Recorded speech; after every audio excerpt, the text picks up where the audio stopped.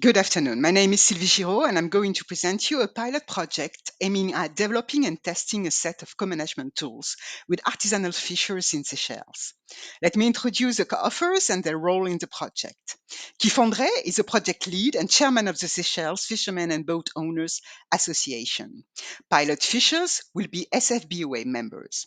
Keith is involved from the start in the implementation committee of the co-management plan for the Mahé Plateau fishery to secure the fishers' access rights and their seat at the decision-making table.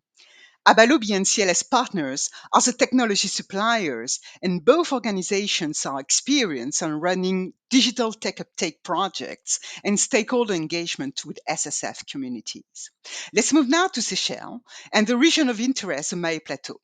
This fishing area is supporting an artisanal fishery of critical importance for the food security and economic development of the Seychelles nation. The reduction in catch rates revealed by a scientific study has prompted the introduction of measures to rebuild and maintain healthy fish stocks. That is where the co-management plan for the Mahé Plateau trap and line fishery comes into the place. This plan is implementing new measures that apply to both commercial and sport fishing. They include licensing of fishing traps, limits on fishing capacity, on harvest quantity, on fishing season, and on fish size. Zob gris and bourgeois, two of the most commercially important species, cannot be caught and sold if they are less than 32 centimeters long.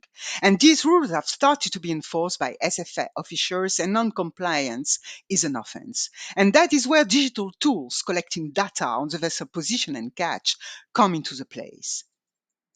A brief overview of the project co-founded by SECAT under a blue grant that has just started on the 1st of July 2022.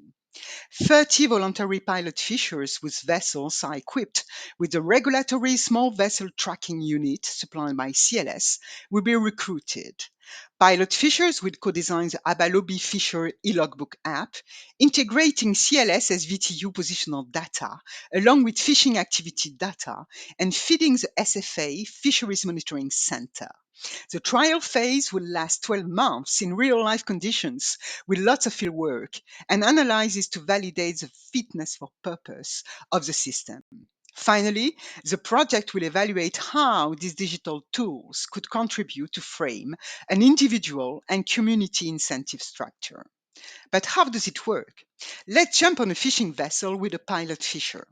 CLS SVTU is on board and transmitting the positional data and alerts on events to the SFA Fisheries Monitoring Center, TEMIS, powered by CLS. Safety alerts could be transmitted to the Coast Guards. Now the fisher will have the Abalobi Fisher app on his smartphone.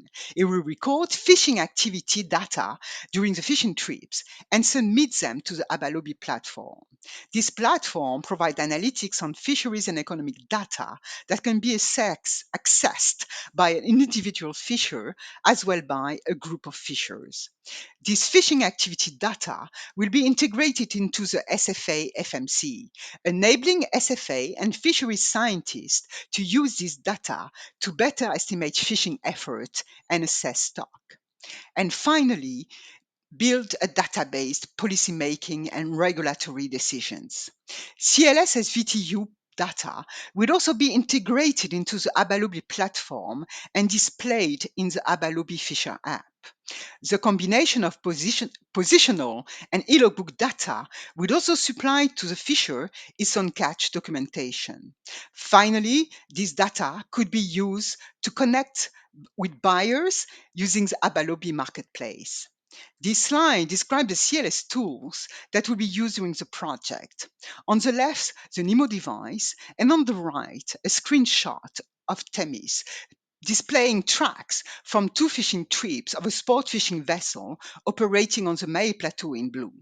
It highlights how critical the global connectivity using hybrid cellular satellite system is to continuously track small vessels when they are fishing offshore.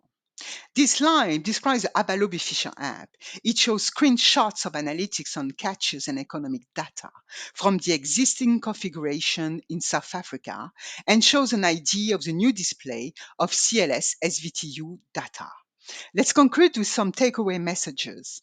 The locally relevant digital tools proposed by Abalobi and CLS could foster high levels of engagement and voluntary compliance. And this will be achieved using a robust database approach that would benefit both authorities and fishermen associations in the project. Consolidated data collected during the fishing trips would feed an inclusive, transparent, fair, and evidence based decision making process. With this co-management and technology, Seychelles fishers can prove their catch was legal, keep the stock healthy, and sell the fish at a higher price. Thank you for your attention.